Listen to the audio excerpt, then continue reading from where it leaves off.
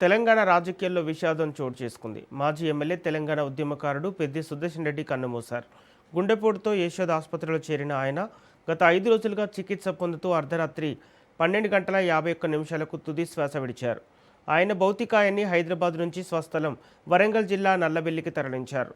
మధ్యాహ్నం 3 గంటలకు అంత్యక్రియలు నిర్వహించనున్నారు. కీలక పాత్ర పోషించిన నాయకుడికి పలువురు నివాళులర్పించనున్నారు. తెలంగాణ ఉద్యమకారుడికి తుది వీడ్కోలు అంటూ మాజీ మంత్రి ఎర్రబెల్లి దయాకర్రావు సంతాపం వ్యక్తం చేశారు. పెద్ది సుదర్శన్ రెడ్డి 1974 ఆగస్టు 6న జన్మించారు. 2001లో బీఆర్ఎస్లో చేరి అదే ఏడాది నల్లబెల్లి జెడ్పీటీసీగా ఎన్నికయ్యారు. 2016 నుంచి 2018 వరకు సివిల్ సప్లైస్ కార్పొరేషన్ చైర్మన్గా సేవలందించిన ఆయన 2018లో నర్సంపేట నుంచి ఎమ్మెల్యేగా విజయం సాధించారు.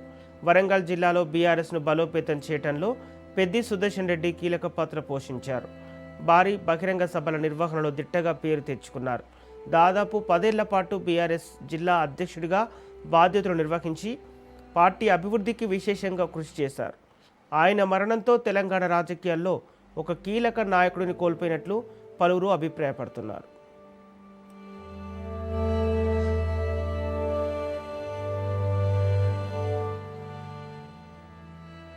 ప్రతి రాజకీయ నాయకుడి ప్రయాణం ఒక పదవితో ప్రారంభం కాదు. ప్రజల సమస్యలను అర్థం చేసుకోవాలనే తపన, సమాజానికి సేవ చేయాలనే సంకల్పం, ప్రజల విశ్వాసాన్ని సంపాదించాలనే కృషితో ఆ ప్రయాణం రూపుదిద్దుకుంటుంది.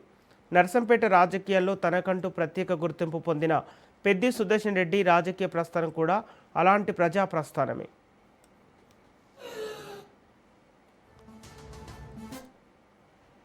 ఉమ్మడి వరంగల్ జిల్లా రాజకీయాల్లో అనేక మంది నాయకులు తమ ముద్ర వేశారు.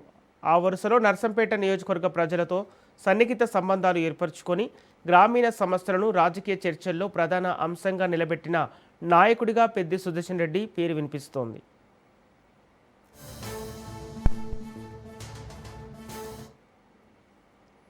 పెద్ది సుదర్శన్ రెడ్డి ఎదుగుదల ఒక్కసారిగా జరిగినది కాదు. గ్రామ స్థాయిలో ప్రజలతో మమేకం కావటం, పార్టీ కార్యకర్తలతో కలిసి పనిచేయటం, స్థానిక సమస్యలపై స్పందించడం ద్వారా క్రమంగా రాజకీయంగా ఎదిగారు.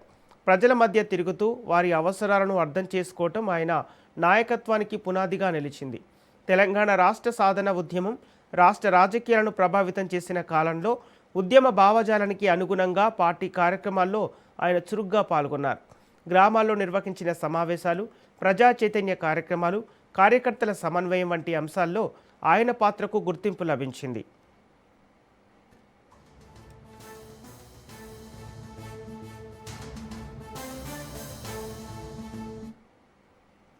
ప్రజానాయకుడికి ఎన్నికల్లో విజయం మాత్రమే ప్రయాణం కాదు.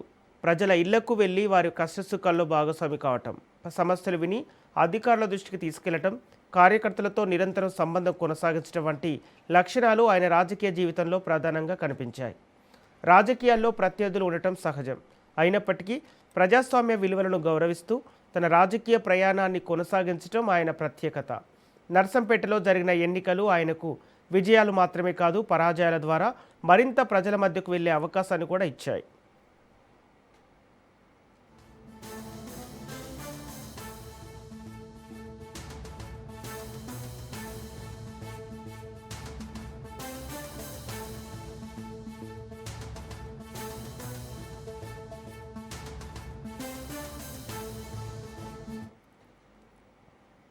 నల్లబెల్లి మండల కేంద్రానికి చెందిన పెద్ది సుదర్శన్ రెడ్డి ఇంటర్మీడియట్లోనే కాంగ్రెస్ అనుబంధ విద్యార్థి విభాగం ఎన్ఎస్యుఐలో పనిచేశారు.